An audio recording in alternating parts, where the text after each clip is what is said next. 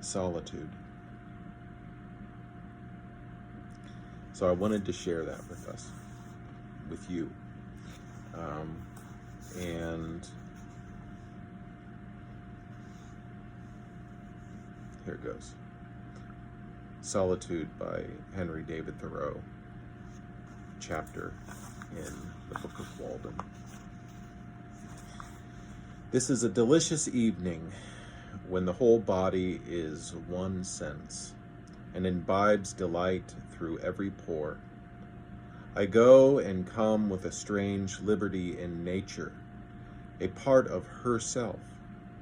As I walk along the stony shore of the pond in my shirt sleeves, though it is cool as well as cloudy and windy, and I see nothing special to attract me, all the elements are unusually congenial to me. The bullfrogs trump to usher in the night, and the note of the whippoorwill is borne on the rippling wind from over the water. Sympathy with the fluttering alder and the poplar leaves almost take away my breath. Yet, like the lake, my serenity is rippled, but not ruffled. These small waves raised by the evening wind are as remote from storm as the smooth reflecting surface. Though it is now dark and the wind still blows and roars in the wood, the waves still dash, and some creatures lull the rest with their notes. The repose is never complete. The wildest animals do not repose, but seek their prey now, the fox, the skunk, and rabbit. Now roam the fields and the woods without fear. They are nature's watchmen, links which connect the days of animated life. When I return to my house, I find that visitors have been there and left their cards, either a bunch of flowers or a wreath of evergreen, or a name in pencil on a yellow walnut leaf or a chip. They who come rarely to the woods take some little piece of the forest into their hands to play with by the way, which they leave either intentionally or accidentally. One has peeled a willow wand, woven it into a ring, and dropped it on my table. I could always tell if visitors had called in my absence, either by the bended twigs or grass, or the print of their shoes, and generally of what sex or age or quality they were, by some slight trace left, by a flower dropped or a bunch of grass plucked and thrown away.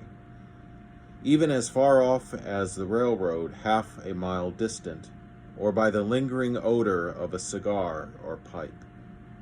Nay, I was frequently notified of the passenger of a traveler along the highway 60 rods off by the scent of his pipe. There is commonly sufficient space about us. Our horizon is never quite at our elbows. The thick wood is not just at our door, nor the pond, but somewhat is always clearing, familiar and worn by us, appropriated and fenced in by some way, and reclaimed from nature. For what reason have I, this vast range and circuit, some square miles of unfrequented forest for my privy, abandoned to me by men? My nearest neighbor is a mile distant, and no house is visible from any place but on the hilltops within half a mile of my own. I have my horizon bounded by woods and all to myself, a distant view of the railroad where it touches the pond on the one hand, and of the fence which skirts the woodland road on the other. But for the most part it is as solitary where I live as on the prairies. It is as much Asia or Africa as New England. I have, as it were, my own sun, and moon, and stars, and a little world all to myself.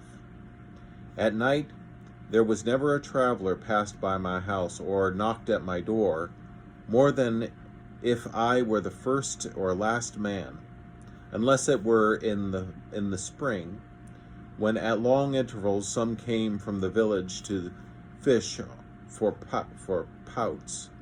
They plainly fished much more at Walden Pond of their own natures, and baited their hooks with darkness. But they soon retreated, usually with light baskets, and left the world to darkness and to me. And the black kernel of the night was never profaned by any human neighborhood.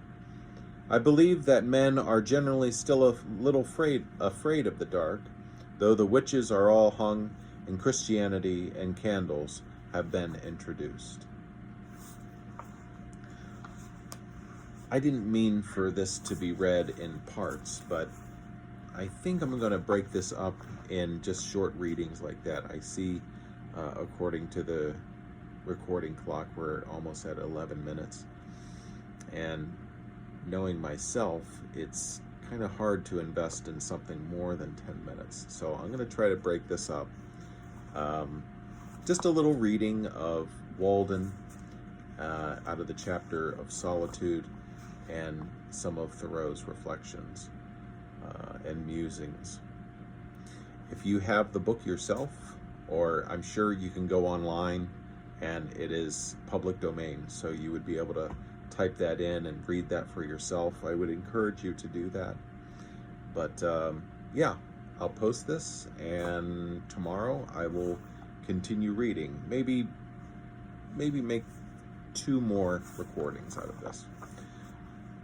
All right, friends and family, thinking of your faces, holding you all in prayer and in light, and yeah, just wanted to take a little bit of time to make a video and share from an author near and dear to my heart, with people near and dear to me. Blessings and peace. Until next time.